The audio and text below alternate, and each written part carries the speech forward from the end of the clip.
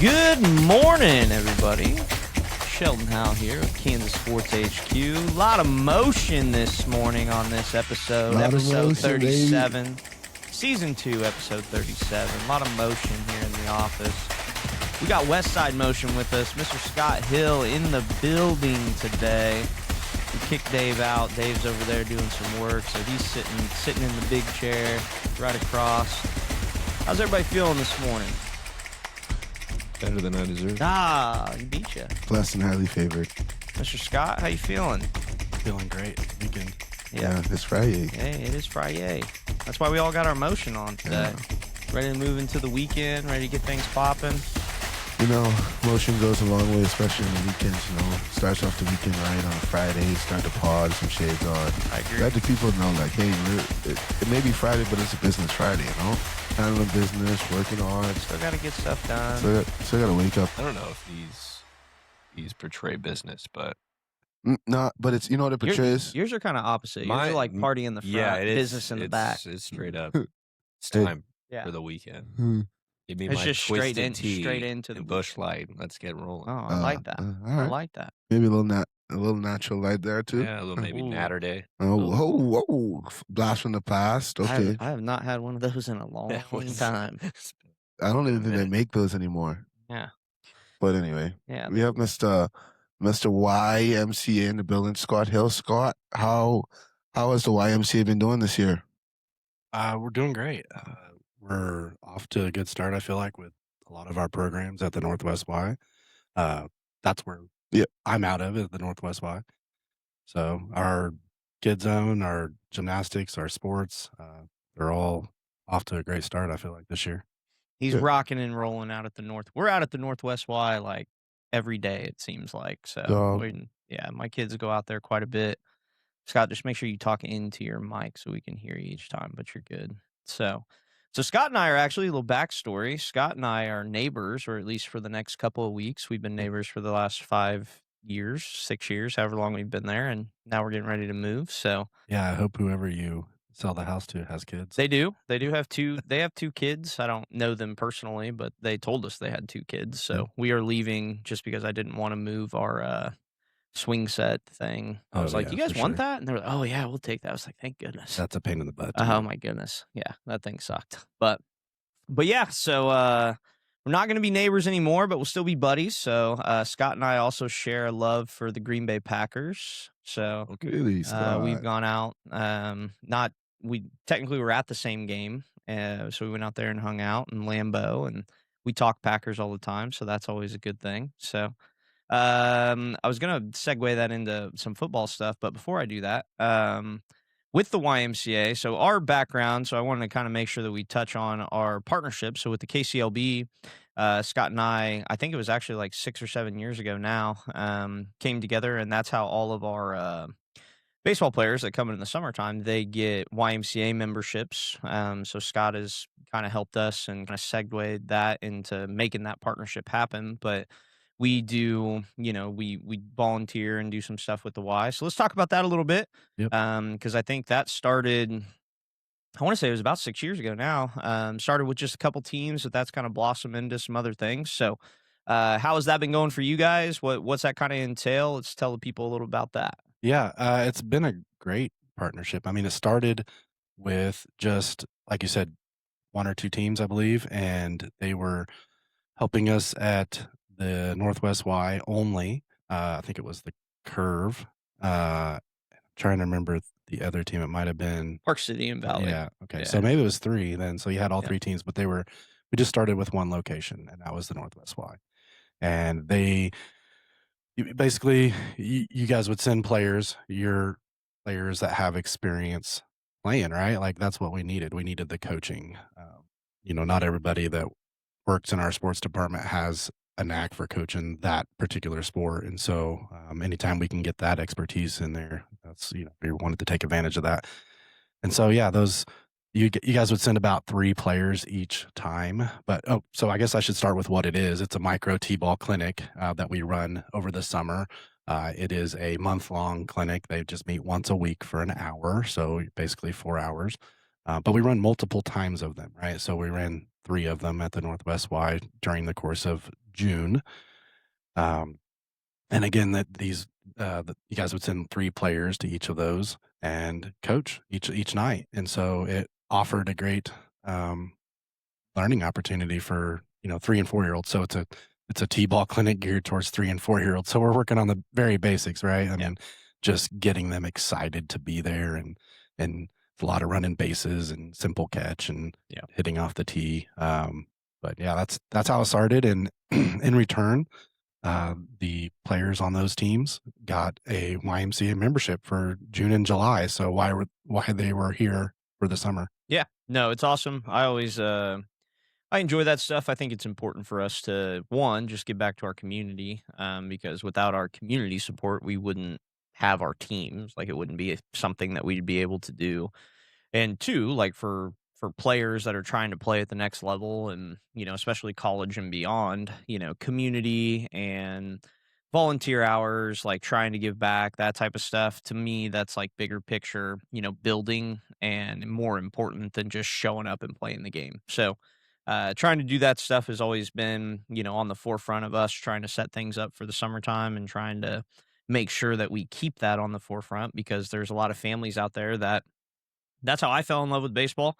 Was I went to college summer baseball games really, and met players. They helped me, played catch with me, like did stuff like that. And, so I just remember those interactions. And then that's what led me down the path of wanting to play baseball more and more and more as I was growing up. And, so I think that, if we can give back to kids and do some things for them to help them out, like that should always be part of our mission.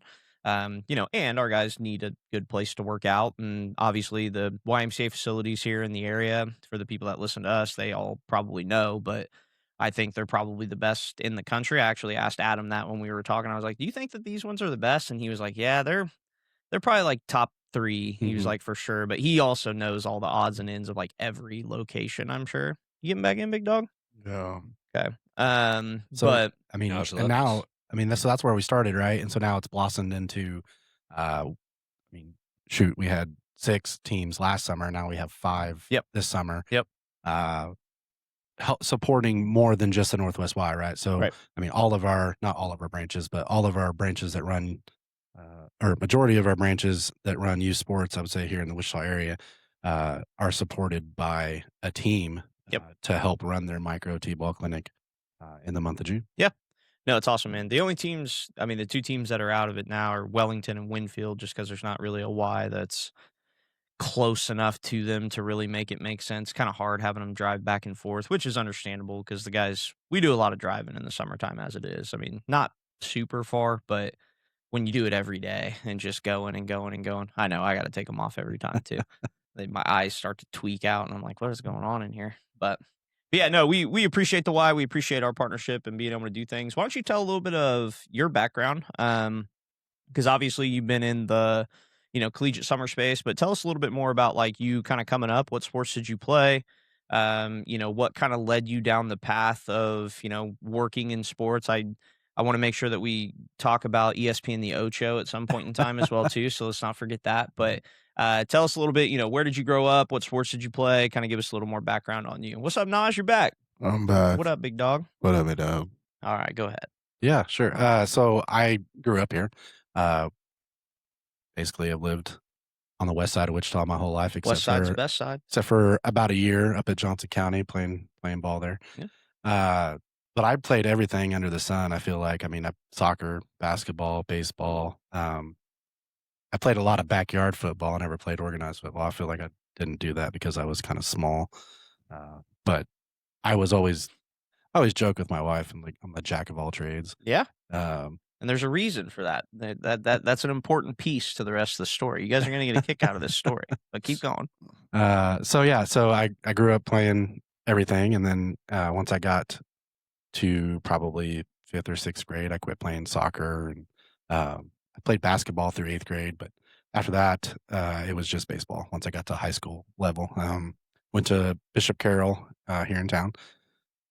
And then went to Johnson County and played a year there. And then after that, I moved home. I didn't definitely didn't lose my love for baseball. I think I just lost my love for the grind, I guess. And I did not really care for the pitching coach that came in after I had already agreed to go there. So I just kind of quit playing at that point. Little side note: Johnson County, #1 in the nation this year. Are they really? Yeah.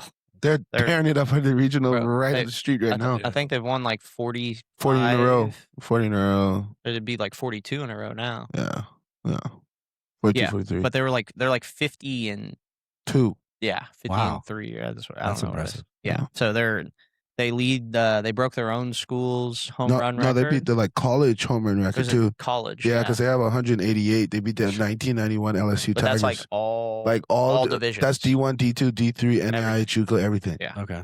Yeah, they're unreal. Well, they always had good facilities, but I feel like they're probably way better than when I was there. No, I think you started 24 years ago. I think you were a big benefactor in how that started to take off the right direction. We should talk about that regional, though. We should talk about that regional. I want to actually go watch. Cloud plays Johnson today at 1. They did. This is the second time they'll play each other.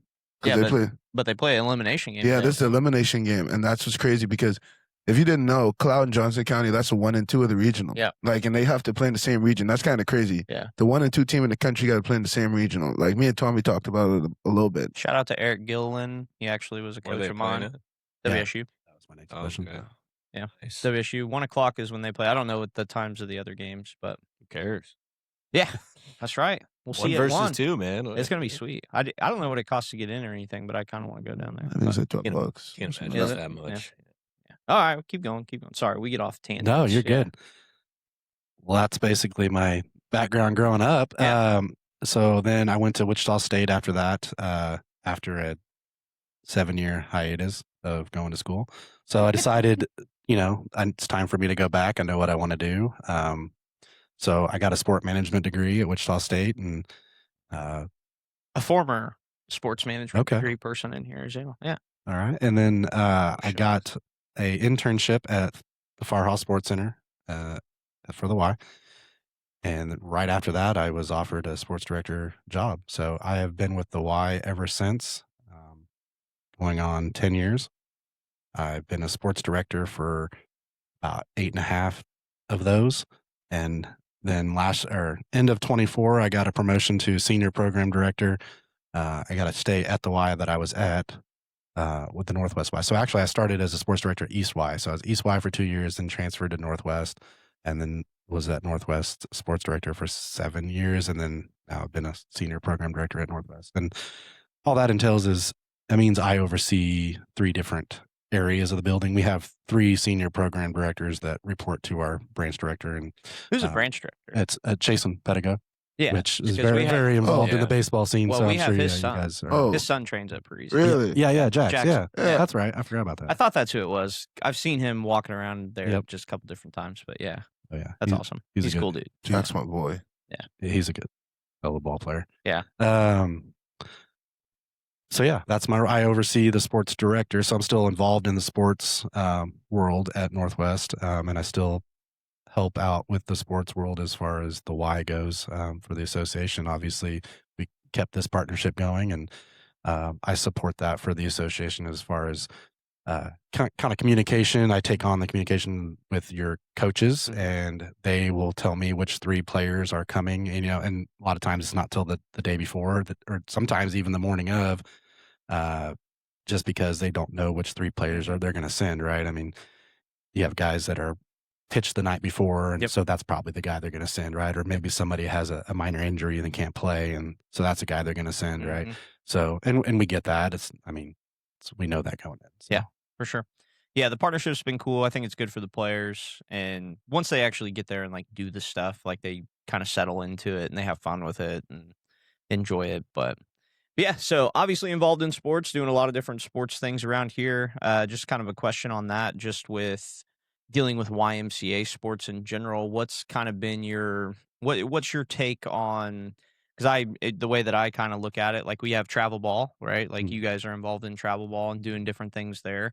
What are some of the challenges that you guys have found, with parents and things like that, with your guys's, it might be a little bit of a loaded question, but, just with, organizing with youth parents like, doing the different things inside of what you guys got going on? Because you do all sports over there, right? Like, you guys got flag football, soccer, baseball, basketball, volleyball. Those 5, yep. Yeah, so, like, you got all of those going on. What are some of the things that you see that are a little bit different with YMCA sport related things in comparison to maybe what you see on the fronts of, like, the actual travel ball scene? Like, is there any major key differences that you guys notice or see anything different, or is it all just kinda running together nowadays? No, I would say, I mean, cost, Yeah, I mean, we're very cost affordable. sure. So our seasons are a little bit more condensed. We're 8 weeks, Mhm. well, 10 weeks if you count a couple weeks of practice before games start. So we do condense it a little bit. And I would say your travel ball, you're playing it more year round. And the Y does have that opportunity as well. With our Farhouse Sports Centers, you can play volleyball, basketball, soccer year round.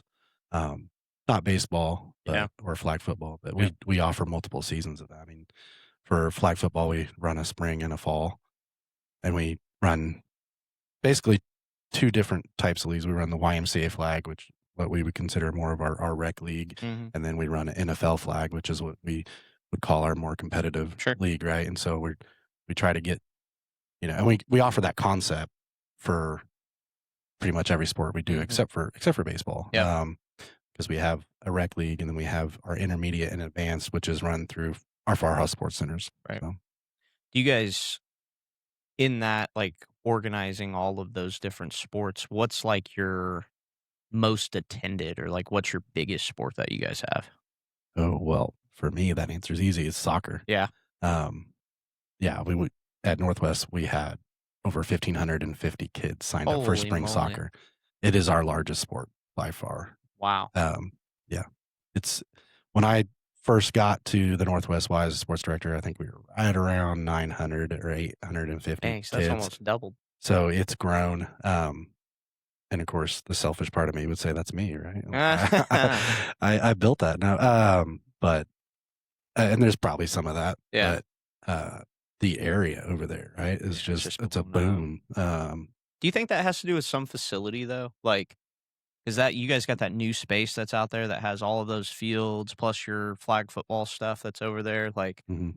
granted, like, I guess you can play soccer just about anywhere, but you gotta have, like, with the rain that we have, having a turf facility is kind of like a big thing now, and I don't know. I just don't feel like there's when I think of sports in our market, I look at it and I'm like, yeah, do we have a lot of facilities? Yes, like we do have access to certain things, but when you compare us to Oklahoma City, or you go down to Texas, or you go to some of these bigger like sports where and granted, there's more people there as well too. But I always feel like every place that we have is jam packed. Like all the places are just full. And I don't know if that's a direct correlation to the growth of the sport. I'm sure that there's a piece of that there, but I just feel like anytime that we get the opportunity to have a new place for people to go, it's like it just gets hounded. Like, and there's just a ton of people out there. Oh, for sure. I mean, there's not a lot of places, right? So when you build a place like that, Yeah. you get a lot of people there. Now the key is just to maintain that, right? Like, Right. don't lose that Mhm. newness, Mhm. for lack of a better word, right? So, Yeah. and we haven't. I mean, Northwest has continued to grow in soccer, but so is that area. So, I mean, we got to grow with it. Sure. Um, what was I going to say now? You're gonna tell us about some cool new plans, something that you're not supposed to say? No, that's Oh, not it. dang it. No. So Breaking we do news. have the new turf, right? Like, so we just built that new turf, fall of Yeah. 24. Uh, yeah, fall of 24. And we were over at Mays. We were using the turf at Mays South. And so when they built that turf, because back when Northwest Y was originally built, they used the grass out back for soccer. And the grass may have been better at that time, but it's not, it's a little bit beat up. Sure. And it sits in a flood zone, so that doesn't help. Yeah. But when they built the Mays South, they had that turf right outside their football stadium, and so it was built as a partnership with the Y and Mays School District, and it was a 10-year agreement, and that expired after the summer of 24. And so we had to plan, right? And so we knew it was coming. And so we had to plan for what we were going to do. I mean, we can't move back to that grass out back. Is one, it's not enough room anyways, Right. for the size of our program. I mean, we were using that turf at May South and running games from 8 a.m. to 7 p.m. at night till dark. Yeah. Yeah, because they don't have lights on it, do they? No, they don't. No. And we still don't. But now we have a little bit more space. Yeah. We have 2 full-size soccer fields, 11v11, but then you split that up. You can break it down into smaller size fields, and we're running our soccer games and our flag football games on that turf. Oh yeah. As we speak, and we're still running till 7 o'clock at night. A zoo out there of people. Yes, yeah, and so it's completely full on Saturday. I mean, we had to add, and maybe Adam talked to you about this, but we had to add extra parking. Yeah. The first couple seasons that we were there, first couple of falls and springs that we were there, the parking was a bit of a nightmare, and some might still say it is a little bit, but it's way getting better. Yeah, it's way better now because we have that overflow parking where we brought in gravel and like those cement. Well, and the other thing too, blocks. I talked about this last night actually because we were at T-ball, and the thing about that age of sports, like the sports that are playing out there for the most part, it's not just one parent that shows up, like high school, like usually it's mom and dad and that's basically it. When you go there, you got mom and dad, grandma, grandpa, aunts and uncles. Like it's like a full family affair every time you step on the T-ball field. Like you look there and the field's just lined with people. So it's just more than, I guess, like what your normal numbered attendance would be for like higher up. Especially for those younger ages. That's what like I mean. The pre-K and the kindergartners and the first, like everybody's coming, right? Yeah, grandmas, grandpas. And we literally roll in there with like 9 deep every time, and they hit 2 times and then leave. It's like, there's a lot of people coming out there for that, but everybody does that. Yeah. Like, and the parking is just, it just is what it is. Like, what do you do? Well, and we started having, inviting food trucks to come out, because we don't have a concession stand. And, right. Not that I necessarily wanted to have one either, but, it made sense. Like we have all those people there. Let's get some food trucks out there. So, and I hate for them to compete against each other. So I usually just try to get one. Sure. I invite them out for the lunchtime, and then another one out for the dinner time. Makes sense. Usually have a coffee truck out there in the morning. Yeah. Our gymnastics team did a fundraiser out there the other day, like selling waters and Gatorades and snacks. So I always try to have something out there for people to get something. I'm sure they do pretty good. Yeah. So I like to think so. Yeah. Yeah. There's, like I said, that field is completely full till 7 o'clock at night. That's crazy. How do you do with the like getting umpires, referees, like that type of stuff? So I know that's always a challenge for sure. Like what's been kind of your guys' system being able to, one, like find people to do it, but then retain them and like keep them involved? Because we've talked about that a lot on the pod as well too. Like just in sports in general, dealing with parents in this day and age and the way that they treat officials, and it's kind of crazy. But and you see all the viral videos of all the things that go on out there. But how have you guys been able to kind of do that and cultivate a culture to kind of keep people in there? Yeah, that's a good question. Earlier when you brought up like what are the challenges, we didn't really get into that. I would say, scheduling refs or getting refs right to begin with is a struggle, and then once you have them, just getting them to consistently work. Yep. Because a lot of our refs are athletes themselves, and so their availability sometimes is not great. Tougher. Yeah. But that's what you want. You want people who played the sport that know what they're doing to call those games. And so sometimes you just have to deal with that and try to make it work as best you can. But so we do a lot of, we do social media posts. We try to, let people know that we need more refs or officials. We try to get into some schools. We're trying to talk about that right now. Like, what can we do to improve this process? So we've actually been spending last few months as a small group that I've actually been helping with, trying to figure out a game plan to improve this. So we're hoping to get into some school, like some of your high schools and even some of your colleges. Najee, maybe you can speak on this because you went to Friends. Mm-hmm. But I think they have a course where they do officiating classes. I took that was one of my last classes I took, techniques of officiating. Okay, so yes. What did you learn? Learn the rules of how to officiate multiple sports, like all sports. Okay. Basketball, baseball, wrestling, softball, track. Interesting. Yep. Went over the equipment and all of that for that. Actually, Friends does have like a corner to help out the YMCA. It's like our outreach. We have an outreach guy in our intramurals type of thing. Is that Alan? Yes. Okay. Alan, Trevor Bejan. Shout out to those guys. Those are two really great guys. No matter what you throw at them, they always have a smile on their face. But we do have something like that, and I feel like every athlete needs to have some type of officiating at a younger age. Because if I officiated when I grew up a little bit more, I feel like I would be a lot better to officials growing up if I did that at a younger age. Because I feel like that's where a lot of it comes from. A lot of kids don't understand the other side of the coin. And I feel like that's what it takes sometimes. The same thing with coaching, is that every college coach would say, I wish my players would coach to understand, because the other side of the coin. So that's kind of the officiating thing is hard, but you got to find a way to do it, because you got to see how it's different. You got to test out the different parameters of the sport, because it's not just playing and yelling at the ref. You got to be able to see what it's like to be yelled at and see what it's like to mess up on the officiating side, because you do got to remember at the end of the day, these officials are human. Mm. They are human. They're going to make mistakes and life goes on. I did a little bit of YMCA officiating. You did? For basketball a little bit. Remember. Oh. Yeah, I did do some officiating.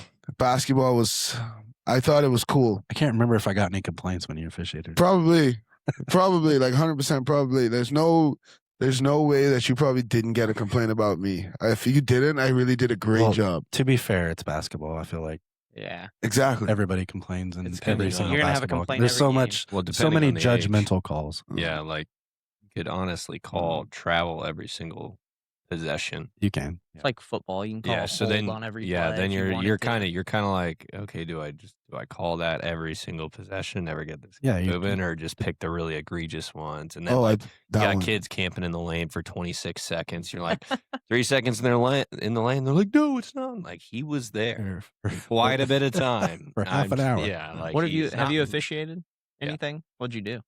I've umpired baseball and I've reffed basketball. Yeah. Back when I was in college, it was it? I don't know if it was through. I would have been in Sioux City, but I don't know if it was through the wire or not. I can't remember. I know the baseball league wasn't. That was a fall league. They hated me. Sorry, Sean. But yeah. And then the field he couldn't do behind the plate, like he couldn't handle it. So then I had to always be behind the plate for 16 innings. Oh wow! And I got so many foul balls and missed catches right to the shoulder or the hip or the arm. One game I got like six of them, and then I was still hearing the jawing from the crowd. I'm just like, this fall ball, man. Chill out. But I've umpired, but I've never done basketball. Basketball, yeah, it's definitely probably tougher than people realize, just because of even at a young age, it's still you got to watch a lot of stuff, especially if you only have if you have two refs, one at the baseline, one kind of at half court. It's still kind of hard to keep track of everything. It's just like positional wise is like I think that's a art kind of craft that most people don't understand. I mean, I know it for baseball just because I've played that my entire life. I know where everybody should be at all times because I was also that guy on the field that was like, if they were out of position and they missed a call, now I'm arguing. Now I have a right to argue. I'm going up to him and I'm saying, hey, man. But I was also, I don't know, like I've never been thrown out of a game. So like my intellect would always take over in those types of situations. I would never yell at umpires. Like I would always walk up to them and have a conversation because I wasn't immature. There's still time for that. Whoa! I never got. I'm sure. As a player, I never got tossed out of a game. Yeah, but you yelled at them. What? Why? Who said that? Everybody. They told you I yell at umpires? Not yell. Okay, that might be a little egregious. Josh just told me last night that he can't yell at all. Bro, I don't yell at umpires, dog. I don't do that. As a player, now, don't get me wrong. There's been times where I've definitely said something indirectly towards someone. That's what I mean, yeah. Hey, at the end of the day, I understand. Like, I get it. See, I know when my comments are outrageous. I can admit. I made an outrageous comment last year in the championship game of the SBS, and to that umpire, I'm sorry. to Dan, I'm sorry, because Dan heard me. I am sorry. That was the most out of pocket thing I've said in a long time. Well, go ahead and run us through it. All right, so maybe not the worst part of it, but just at this point, bro, life goes on. So Okay. I'll say it. Life goes on. At every point. Yeah. Exactly. We were playing championship game, games going on, some shaky calls going on. So I had enough. Honestly, I've been to this championship game twice. I can't have nothing messing this up for me right now. I'm kind of upset. So after doing blows of the call for the third time today, I said, dang, that's see, I can't say that because it got out the guy. But I said, that's your umpire of the year, really? Really? And down looked at me, and I went up my next about down. I was like, listen to me. If that was anybody else, I'd have thrown you so far out of this game. I was like, I'm sorry. I apologize. I realized it was out of pocket after it hit, after I said it. So it's heard worse. Yeah, exactly. Now, was it the right words for that situation? Not at all. That was a little personal. Yeah, it was. 100%. The game was personal. Yeah, What do you mean? I get you. But like I said, never got ejected as a player. I was ejected as a coach. Arguing a rule that I was right on. Just saying, FYI. Those ones are the worst. Too. I didn't get ejected due to me being wrong. I was right. Yeah. And the one thing that upsets me more than anything in this world is when umpires come to you the next day and say, I was wrong. Oh, you were right. Yeah, that drives me up a wall. Yeah. But like I said, well, yeah, they're infallible when they're out there. Yeah. Which So that to the me, umpire said he was wrong. Yeah. You were. But what's wrong with that? Nothing's wrong with it. No, nothing's wrong with it. Okay. No, it's like, just get it right. Don't throw me out because you're Yeah, wrong. I got you. that's Okay. yeah. Yeah, because They have the control of the game, so then they want to exercise that control. But then they come back afterwards, after you've already been penalized. Yep. You're gonna sit out a game. Which I did. You gotta weigh everything in, and then they come to you and say, "Oh, hey, that was my bad." Mm. It's like, "Oh, do you want to sit the game for me? Like, you want to sit out while I go out there?" it's too late at that point. Yeah, too late. That's the ones that drive me up. Sure, I understand that. I mean, I've always told our younger. So some of the challenges are we get a lot of high school refs, which is great. I mean, we need those kids, right? Gotta have them. Yeah, gotta have them. And this is their starting out point. Sure. Right. We want them to grow as an official and get better. So our job is to coach them up. But one thing I've always told them is to be confident with your call, and even if you're wrong, just stick with the call. And there's nothing wrong with you walking over to the coach, whether it's the next time out or whatever. Sure. It's like, hey, I missed that one. Yep. My bad. Yep. I'll get it right moving forward. Yep. I've always told them that. And I'll be honest, the YMCA kind of taught me a little thing or two about it. It's just being confident with the call and being able to kind of talk to the coach, have good communication with coaches. I kind of learned that from the YMCA because don't get me wrong, everybody's competitive. I'm not going to sit here and say everybody's competitive, especially at all the way down to the YMCA level. So it's just for sure learning how to communicate with those everybody. Because don't get me wrong, there's a lot of different coaches. You got males, you got females, you got young coaches, old coaches, and being able to talk to them and just saying, hey, I want you to know that's my fault. I kind of missed that call right there. Like I said, there's nothing wrong with it. It's just after you eject me. That's the only time I'm talking about. Yeah, they're going to get them wrong. I mean, my whole thing, especially with KCLB, it's always about, I just want to get it right. Yeah. Right? That's it. I just want it in you're going to make mistakes. We make mistakes. Our guys say stuff that's out of pocket all the time, right? We got everybody mic'd up for a reason. So there's purposes there. But if we're going to get it wrong, then let's get together so that way we get it right the next time. And it's that simple. Their struggle has always been admitting when they get it wrong, right? So why do I have to go to the replay? I got to go to the microphone. I got to go to this just for you to sit here and say, oh, yeah, you know what? Yeah, you're right. We did get that wrong. And it's why do we have to do X, Y, and Z to do that? Let's just be men and just say, hey, that's me. That's my bad. And dude, we would move past it like this. But especially YMCA related, obviously the stakes are a little lower, I guess. It's not quite as, it's still intense. Like you say, it's always going to be competitive because you're talking about sports. But the goal of that is to try and get it right.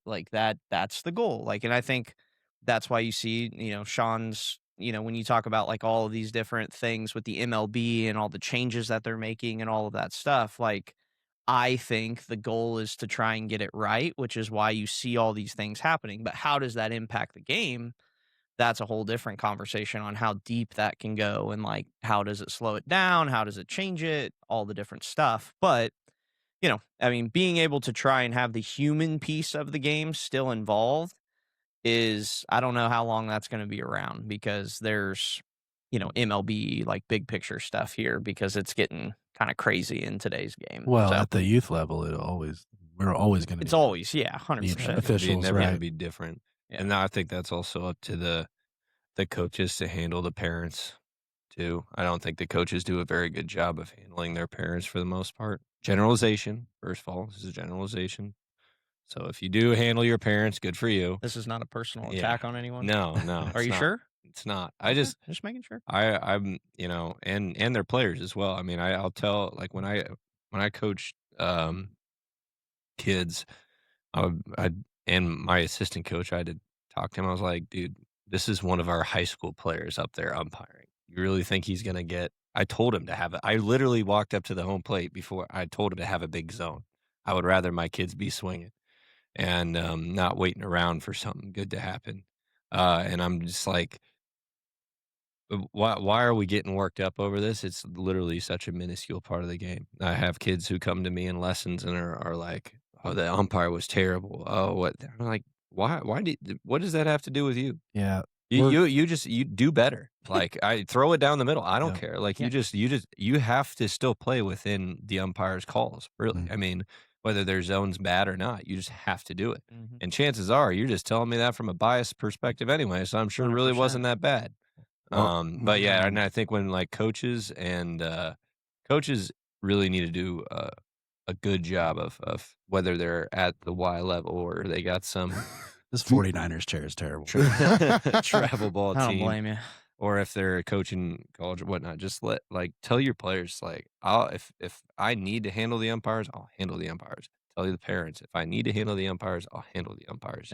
Yeah. And obviously you're not gonna be able to keep every parent quiet, but it's just like it's such a dumb thing to me that people complain about it all the time. Well, and with umpires, it's I believe my opinion is it's a respect thing. Like you said, they're human, Mhm. right? They're just in our space. Like they're men. We're men. Like, what do you think you're gonna get out of another grown man if you go up to him and just are hooping and hollering, tearing them Oh, dude, we down, talked about this the other attacking day. them, all this stuff? Like, what type of response do you expect to Every get? single man, it does Like, and women too. For I was gonna instance, say, but, I've like, seen a few women now. yeah, every reffing, single man they will umpiring. Yeah. they will automatically get defensive. immediate defensiveness. So if you don't come at them with some sort of respect, Yeah. immediately, and it's quicker than ever now. Yeah. I mean, it's Oh, quicker yeah. than ever. And on one hand, I'm like, chill out, but on the other hand, I'm like, I also don't really blame them all that much because, dude, some coaches act so unhinged and over parents and everything. such little things. Yeah, What that is certain coaches ruining it for everybody else. Exactly. And then those umpires have to be on guard, even if Hmm. even if a coach was genuinely just trying to ask a question. Yep. But then they have to be on guard. They're 'Cause- immediately yeah, that way. and they're taught to be that way, Yep. honestly, because they don't want anything to get out of hand anymore. So My thing always, everything that I did when I played, anytime that there was any like anything, I would always get the ball, number one, and then I would walk the ball to usually it was obviously the umpire in the field. I was a shortstop, so I wasn't walking to the home plate on it, My but dog. that would have been crazy. My But dog. I would walk up to the guy, and then I would always turn my back to the benches. So I would always turn my back to the benches, and I would look into the outfield, and then like he would be on my shoulder, and I would sit here and I would talk to him, looking this way, not looking at anybody else, trying to de-escalate any type of mental warfare that the dude's trying to play with me after he missed this call or blew this or whatever it was, trying to get them to just calm down for a second so that way they could actually listen to me. And granted, like 90% of the time, it wasn't going to change anything that was right there, right then. But I believe, I mean, I've had umpires that I've talked to now later in life and stuff that, they would favor in the aspects of like remembering that type of conversation in comparison to hearing from some player on the field just the entire time, right? Just saying little things underneath their breath, always kind of just chirping at them. Because what's that doing? It's just escalate, escalate, escalate, escalate, escalate until this dude pops And then you ain't getting anything. Like, you ain't getting any calls, no bang bang plays. Like, you're not going to get anything from that guy. So what are you really trying to accomplish? You trying to play for your team, trying to get calls, trying to make things go your way, or are you just trying to showboat it out to where it's like, oh, I'm this, whatever. And I don't know. That was just always the way that I always approached it, and I don't know. I think it works better in that aspect, and not saying we would get a bunch of calls, but I'm just saying that it would help de-escalate the I situation. promise you, I love talking to players. I really do. As an umpire, I love talking to players. Yeah, I would have ran you off every time. Because why are you coming to talk to me after this big time call, bro? You're a child. Yeah, but this is not your split. I know what you're trying to do. Yeah, like that was in college, only in college. Okay, that's a little fair. That's okay. Not that's like fair. when I was younger. That's fair. See, and that's the thing. Like in college, 6-year-old Sheldon coming up to the field umpire. Come here, Sheldon. We need to have a conversation. But listen up, pal. But nah, y'all derailed my thought. Train of thought was derailed. No, you're welcome. Thanks. All right. Well, I want to segue into Mr. ESPN Scott. Ocho. Yes, I want to talk about this man because he actually was taken out by ESPN to compete on a national level, doing something that none of us have ever done, other than probably in our backyards just for fun. But so talk to us a little bit about this. Where did this story start? How did it, kind of blossom into you being on national television? Yeah, sure. I'm sad that they're not doing it anymore. Yeah, I know. I don't think I've seen I it. was the last champion, so I guess they had as good as they're going to get. So they said, we're done. Hall of Fame performance. It is what it is. When's the ceremony? Yeah. Hey, can we know? Yeah. You want to know what it is? Yeah. So it's called Vi Sports. And it was an obstacle course. So you know how every year ESPN does like the ESPN the Ocho days? Sure. Okay. You know what ESPN okay. Yeah, I do. Yeah. You watch the movie Dodgeball? Yeah. Okay, yeah. Oh, yeah. Right. So they're like ESPN the Ocho. Yeah. So every year ESPN does a couple days where they call it ESPN the Ocho days, and they have these various sport competitions. Some of them are very oddball. Anyways, Vi Sports is one that is like an obstacle course, and so you go through it, and you basically put you through several different sports. So you would start off, you'd hit 3 golf balls into a target area, and you get 2 points for each ball that you got in the target area. Then you go to the next station, and it was a softball, and you had to hit it over a fence at a certain distance, and you got 2 points for each one. Then you went to a tennis station, and it was 1 point, 2 point, 3 points, and it was like a short distance, a medium distance, and a long distance, and you had to hit it through this rectangle opening in a net. And then you went to the next station, it was basketball, same thing, 1 point, 2 point, 3 points, 3 different distances. And then you went to football, and it was like, what you see at the Big 12 Dr. Pepper, where they're trying to throw a ball in the hole, and they had 3 different distances. And then you went to a soccer station, same thing. And so you have points at all these stations. And then the last thing is like you have these 3 different weighted medicine balls, and you have to throw it past this line. And then it was like a 20-yard sprint to the end. So it's timed. And then I did not win the time aspect, by the way. But you have all these sports. And so Wichita hosted a regional. They partnered with YMCAs around the country, and they had 4 regionals, and Wichita being one of the greatest YMCA locations in the country, right? Yeah.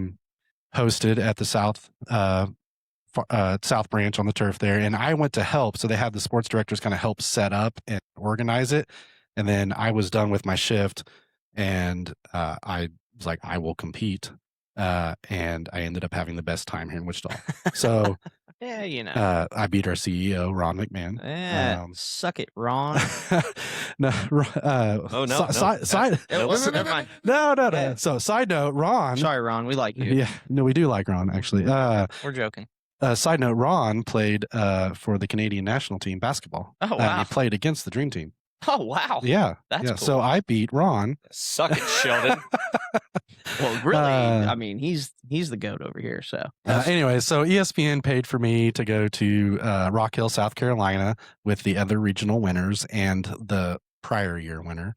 So there was 5 of us, 5 males and 5 females. I ended up winning the national one. I had the best score that anybody's ever scored in the course.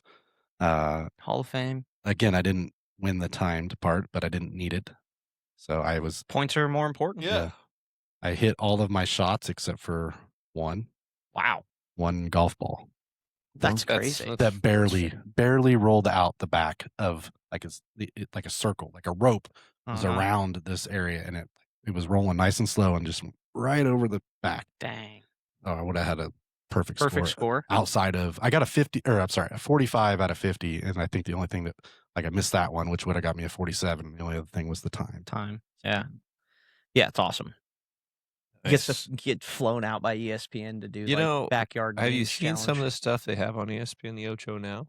Yeah. Car jitsu. Have you seen that? Well, oh yeah, they get buckled in and then they have to like choke each other out with the seatbelts and stuff. Yeah. And then there's like fight their way out of the car. Tire wrestling. What? There's like a stack of tires where they're like, is it tires or a bin or something? I don't know. Yeah. They're wrestling each other in and out of and your goal is to like shove the other one inside these oddball tires. stuff, right? Yeah, they have wrestling, basketball, pillow fighting too. They're like playing basketball, but like they're wrestling the entire time.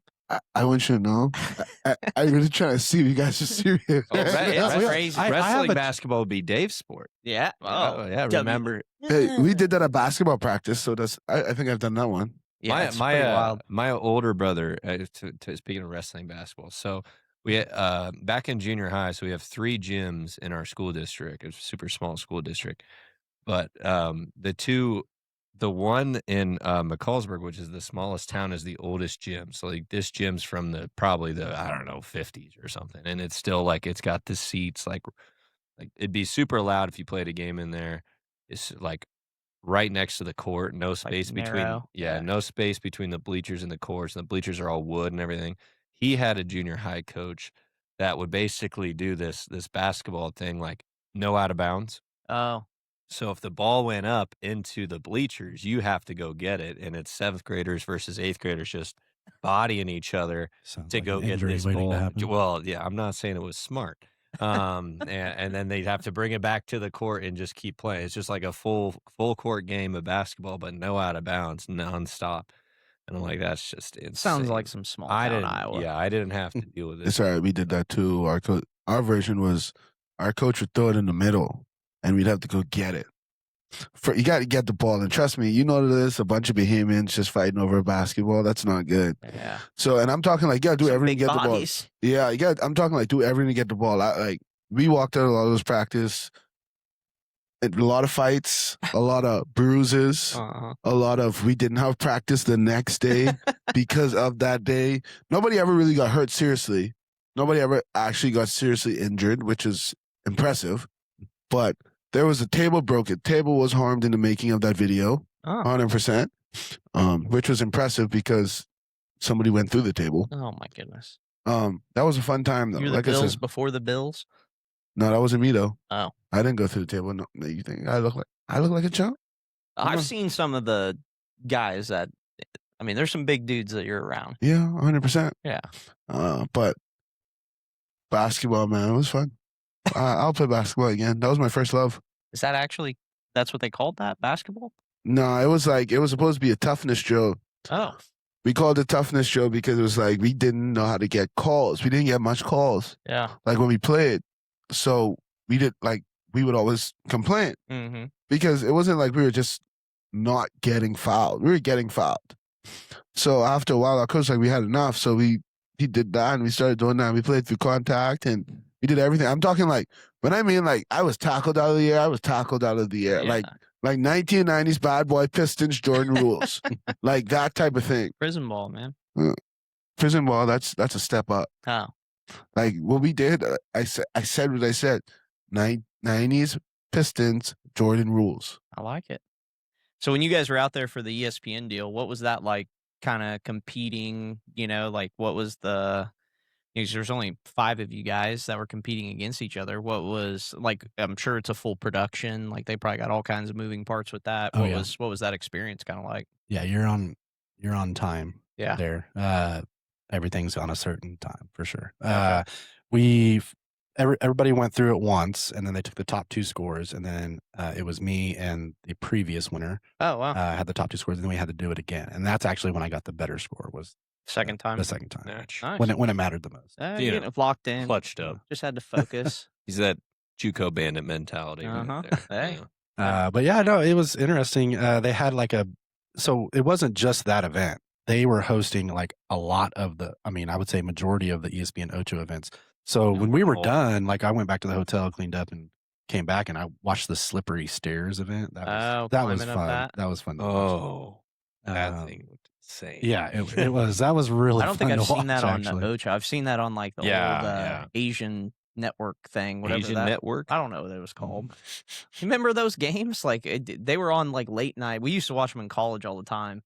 It was just like old Asian game shows. Like I don't know what the name of them were or anything, but they've redone a lot of those here in America now. But the climbing up the slide with all the stuff on it was one. They always had like a boulder thing that would like come down, and they'd have to go side to side for that. I don't know what that was called. I'd have to ask my roommate. But ESPN took everybody out to like I guess it would be like more like a sports bar, but they took everybody out, and they had appetizers and drinks and like the night before. So everybody from all of these events, not just ours, was all kind of hanging out. all hanging out. So that's that was cool. Everybody got hammered the night before. What? No, they were locked. Yeah, they were focused. I mean, I think I had like 2 drinks, but yeah, it was. Enough it wasn't to like up the that. muscle. It wasn't. It was from like 4 to 6. Yeah, it wasn't like it was going till midnight or something. 10 to 12. There was a lot of primetime athletes that were there. Okay, they had routines. They craft real seriously. Yeah. The guy I beat, the guy who won it the year before, he was a Guinness World Record holder. What? Yeah, I never actually looked it up to see which ones he holds, but I mean, they even say it on the show as you're watching. It's actually funny because we were watching it on Mother's Day the other day because it was re-airing, because it re-airs all the time. Yeah, we're gonna have to pull that up. Yeah, plenty of opportunity to watch. You don't know what his record is, though? Like No, he has multiple Guinness wow. World Records, and I didn't look them up and see what they were. But he doesn't need to. You beat him. Well, those are your records he's now. This guy. Like, yeah. No, I just never looked it up. But. That's hilarious. So go ahead and pass those up. Yeah, they're mine. Yeah. Your whole life is actually. But I have now if you come into my office, I have a nice acrylic, like tall, I'd probably say about 1.5 foot trophy in the corner of my office. They do it big there. It's pretty sweet. And I got $1,000.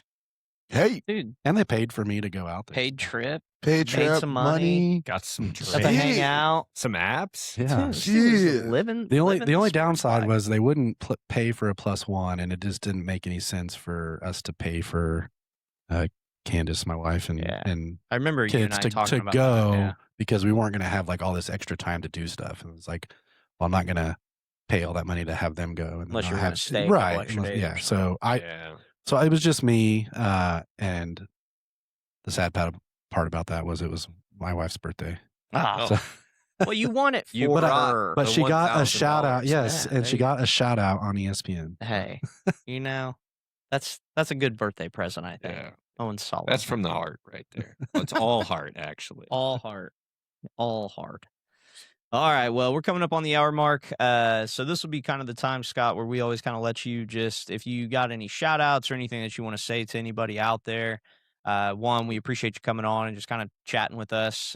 For all of you guys out there that do listen or tune into it, make sure you guys check out the YMCA, Scott's sports programs and all the stuff they do across the city, Northwest Y especially, but just across the city. They do a lot of cool things. It's very important for our youth to get involved. And, we talk about this all the time just because we talk about travel and travel baseball a lot. But, having more rec level league based sports is something that we are big proponents for, and we want kids to be active, be playing, get out there and do things. So make sure that you guys check those things out. Go check out their programs and look into them for sure. But Scott, anybody that you want to shout out, any words of motivation, anything out there? Obviously, being a local guy and being super successful in our community, we appreciate all the work that you do. We appreciate our partnership and the things that we have. But anything you want to say to the people, and then we'll close it up with a prayer and log it down. Sure. Well, yeah, I'm a huge proponent of playing youth sports. So I feel like it gives kids an avenue to build a social life and a good routine. So yeah, I mean, if you are in the thoughts of what should I get my kid into next, and you're not sure, like start at the Y. That's where you can start. It's also where you can grow. So the Y part of me says that. And then shout out to my wife and daughter, Maddie, who are moving home today from KU. Oh, nice. So, safe travels. Maddie is coming home from KU today. So Candace drove up there this morning, and helping her pack up and come home. That's awesome. And then yeah, shout out to our Futures ICT Futures baseball team. There it is. We're doing well, and we got a tournament tonight, so looking forward to that. Good luck, Blake. Is Colt on your team? Colt Goodson? Colt Goodson, he was on our team. He is on he's on a different 8U team. He's still with the Futures. Okay. He moved to a different Futures 8U team. Colt is a good kid. Crazy kid. Yep. You know? Keeping tabs on, just keeping tabs on Just get out there. Yeah, I like that. I like that. Awesome. All right. Well, we appreciate you coming and hanging out with us. Who wants to close us down? Sean, you got us? Sure. All right. Lord, thank you for this morning and waking us up and bringing us together for this conversation. Thank you for all the work and the impact on youth and activity and sports and everything that Scott and the YMCA does for this community. Thank you for them keeping the facilities really great, really nice, and some of the best in the country, Lord. Thank you for blessing our community with that. I just pray that, they continue to impact the community at a high rate and continue to give kids a lot of opportunities to fall in love with sports and enjoy everything that athletics and physical activity has to offer. And that just be with all the parents, the kids, the umpires, the coaches, that they can enjoy the experience more than focus on individual moments. In your glorious name, I pray, Jesus. Amen. Amen. All right, well, that'll wrap us up here at Kansas Sports HQ. Hope you guys have a good weekend. Get out, check out some sports going on over the weekend, and we will talk to you guys next time.